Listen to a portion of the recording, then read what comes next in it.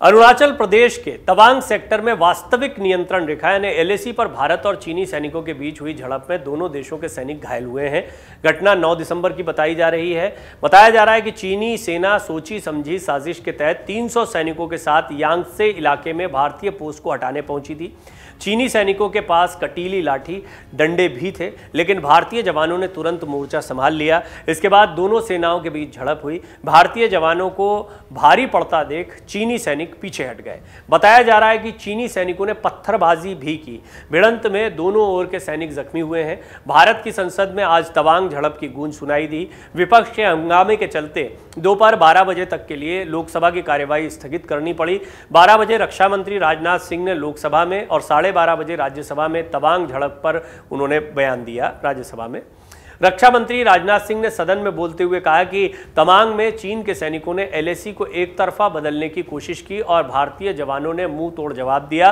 भारतीय सैनिकों के जवाब की वजह से चीनी सैनिकों को वापस जाना पड़ा। फ्लैग मीटिंग में चीनी सेना को शांति बनाए रखने के लिए कहा गया है। हमारी सेना भौमिक एकता को अखंड रखने के लिए तत्पर है। क्या कहा रक्षा मंत्री राजनाथ सिंह ने, हम आपको सुनवाते हैं। 9 दिसंबर 2022 को पीएलए ट्रुप्स ने तवांग सेक्टर के यांगत्से एरिया में लाइन ऑफ एक्चुअल कंट्रोल पर अतिक्रमण कर स्टेटस को एक तरफा बदलने का प्रयास किया।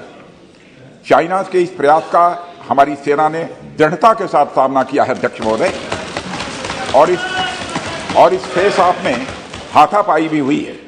भारतीय सेना ने बहादुरी से पीएलए को हमारी टेरिटरी में अतिक्रमण करने से रोका और उन्हें उनकी पोस्ट पर वापस जाने के लिए मजबूर कर दिया अध्यक्ष महोदय। इस झड़प में दोनों ओर के कुछ सैनिकों को चोटें भी आई हैं और मैं इस सदन को अवगत कराना चाहता हूं कि हमारे किसी भी सैनिक की न तो मृत्यु हुई है और न ही कोई गंभीर रूप से घायल हुआ है। इंडियन मिलिट्री कमांडर्स के टाइमली इंटरवेंशन के कारण पीएलए सोल्जर्स अपनी लोकेशंस पर वापस चले गए अध्यक्ष महोदय, और इस घटना के पश्चात एरिया के लोकल कमांडर ने 11 दिसंबर 2022 को अपने चाइनीज काउंटर पार्ट के साथ स्थापित व्यवस्था के तहत एक फ्लैग मीटिंग की और इस घटना पर चर्चा की। चीनी पक्ष को इस तरह के एक्शन के लिए मना किया गया और सीमा पर शांति बनाए रखने के लिए कहा गया। इस मुद्दे को चीनी पक्ष के साथ कूटनीतिक स्तर पर भी उठाया गया है।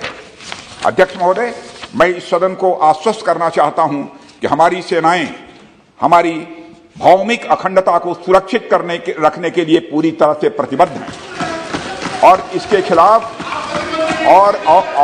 खिलाफ किसी भी प्रयास को रोकने के लिए सदैव तत्पर है हमारी भारत की सेना।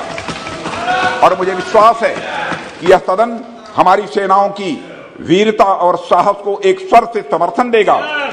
और अध्यक्ष महोदय, मैं पूरी तरह से आश्वस्त हूं कि यह संसद बिना किसी संशय के भारत की सेना की क्षमता, शौर्य, पराक्रम व प्रतिबद्धता का भी अभिनंदन करेगा। तवांग संघर्ष पर केंद्रीय मंत्री अमित शाह ने भी प्रतिक्रिया दी थी। उन्होंने कहा कि भारत के 1 इंच जमीन पर कोई भी कब्जा नहीं कर सकता है। हमारे जवानों ने 8 दिसंबर की रात और 9 दिसंबर की सुबह को जो वीरता दिखाई है, मैं इसकी प्रशंसा करता हूं। सेना ने कुछ ही देर में घुसे हुए सभी लोगों को भगा दिया और हमारी भूमि की रक्षा की। अमित शाह यही नहीं रुके, उन्होंने कांग्रेस को भी आईना दिखाया। केंद्रीय गृह मंत्री अमित शाह ने कहा कि लोकसभा में आज विपक्ष ने प्रश्नकाल नहीं चलने दिया। मैं इस कृत्य की निंदा करता हूं।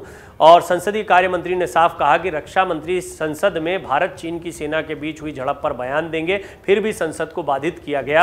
अमित शाह ने कहा कि चीन पर कांग्रेस का दोहरा रवैया है। भारतीय सैनिकों ने कुछ ही देर में चीनी सैनिकों को खदेड़ दिया था। भारत की 1 इंच जमीन पर भी कब्जा नहीं हुआ है। शाह ने कांग्रेस पर हमला बोलते हुए कहा कि नेहरू जी के चीन प्रेम के चलते भारत की सुरक्षा परिषद में सदस्यता बलि चढ़ी है। हम आपको सुनवाते हैं कि गृह मंत्री अमित शाह ने क्या कुछ कहा है सदन में। जनता सब देख रही है। आपके परिवार द्वारा चलाया गया फाउंडेशन, उसका एफसीआरए रजिस्ट्रेशन चीन की दूतावास से मिले हुए अनुदान से समाप्त हुआ है। आपके ही समय में हजारों किलोमीटर भूमि अवैध रूप से हमसे हड़प ली गई है। आपके ही समय में हमें मिली हुई सुरक्षा परिषद की सदस्यता आपने निजी संबंधों को बनाने के लिए चीन की भेंट कर दी है। ये सारी जनता ये सभी विषयों को जानती है। मैं इतना स्पष्ट कहना चाहता हूं कि भारतीय जनता पार्टी की सरकार है, नरेंद्र मोदी इसके प्रधानमंत्री है, और जब तक भारतीय जनता पार्टी की मोदी सरकार चल रही है, 1 इंच जमीन पर भी कोई कब्जा नहीं कर सकता। कल अपने सेना के जवानों ने जो 8 की देर रात को और 9 की सुबह को जो वीरता दिखाई है, मैं इसकी भूरी भूरी प्रशंसा करता हूं। इन्होंने घुसे हुए सभी लोगों को कुछ ही घंटों में वापस खदेड़ दिया और हमारी भूमि का रक्षण किया है। अमित शाह ने कई आरोप लगाए हैं कांग्रेस पर। उन्होंने ये भी कहा कि 1962 में चीन ने हजारों हेक्टेयर भूमि हड़पी। उन्होंने कांग्रेस पर गंभीर आरोप लगाते हुए कहा कि कांग्रेस को चीन से मोटी रकम मिलती है, राजीव गांधी फाउंडेशन को चीन से पैसे मिलते हैं। इधर इस मामले के बाद सियासत तेज हो गई है।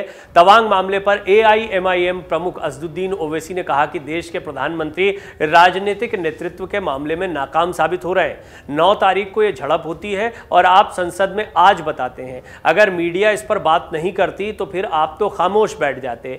ये सब इनकी नाकामी है। आप हम सभी को उस जगह पर लेकर जाइए। देश के प्रधानमंत्री चीन का नाम लेने से डरते हैं। व्यापार असंतुलन के बाद भी हमारी सेना मार खा रही है। चीन हमारी जमीन में घुसता जा रहा है। सीमा पर चीन अपनी हरकतों से बाज नहीं आ रहा। ये कोई पहला मौका नहीं है। साल 2020 की घटनाएं आपको याद होगी। गलवान घाटी की घटना अभी भी जहन में ताजा है। गलवान के बाद भी कई बार दोनों देशों के सैनिक आमने सामने आ चुके हैं। भारत ने चीन से लगते लद्दाख और अरुणाचल प्रदेश के बॉर्डर पर कई क्षेत्रों में सड़क निर्माण शुरू किया है। गलवान घाटी में भारत द्वारा किए जा रहे सड़क के निर्माण पर चीन के सैनिकों ने आपत्ति जताई थी। 200 से ज्यादा सैनिकों ने LAC का उल्लंघन करने का प्रयास किया।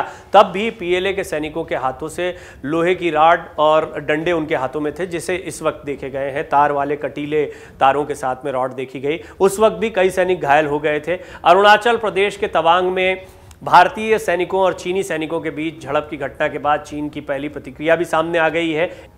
AFP एजेंसी की तरफ से जो रिपोर्ट आई है उसके मुताबिक चीन का कहना है कि झड़प की खबरों के बाद भारत से लगती सीमा पर हालात स्थिर है।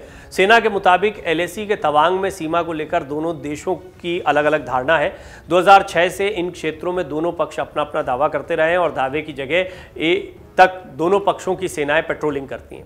2020 में पूर्वी लद्दाख के बाद भारत और चीनी सैनिकों के बीच ये पहली झड़प है, लेकिन इसको बहुत गंभीर माना जा रहा है। वैसे भी अगर देखा जाए तो हालात देश के अलग अलग हिस्सों में, खासतौर पर ताइवान और अमेरिका के जिस तरह से संबंध रहे उसको लेकर चीन ने आंखें तरेरी हों, या फिर यूक्रेन रशिया के मामले में जिस तरह चीन ने रूस का साथ दिया हो और यूक्रेन के साथ में पूरा का पूरा यूरोपीय संघ और अमेरिका दिखाई दे रहा हो। वहीं भारत के साथ में लगातार चीन का ये विवाद चलता आ रहा है और इस सब के बीच में चीन पाकिस्तान को शह देता रहा है। कई मामलों में वहां पर निर्माण करना हो या अपनी सेनाओं के लिए रास्ते को सुगम बनाना हो जैसी कई स्थितियां पैदा करता रहा है। तो कुल मिलाकर चीन की कब्जा करने की जो नीति है वो हर जगह पर जारी रहती है और वो इस तरह की ताकतों का साथ देते भी दिखाई देता है। लेकिन भारतीय सैनिक पुरजोर तरीके से चीन का विरोध कर रहे हैं और चीन भी ये बात जानता है कि 1962 वाला भारत नहीं है, ये आज विश्व की महाशक्ति भारत है। लिहाजा चीन भी संभल कर कदम रखता है।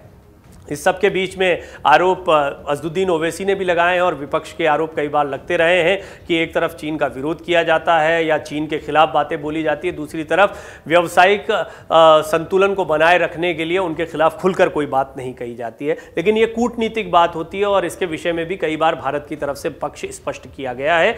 ये बात बहुत स्पष्ट है कि भारतीय सैनिक वीरता के साथ सीमाओं पर डटे हुए हैं और सीमाओं की सुरक्षा कर रहे हैं। लेकिन इस मुद्दे को लेकर संसद में भी कई बार राजनीति गरमाती है, जैसे आज गरमाई या आज दिखा कि संसद में किस तरीके से पक्ष और विपक्ष के बीच में वाद विवाद हुआ है। डाउनलोड करें अमर उजाला ऐप और पाएं खबरें लगातार।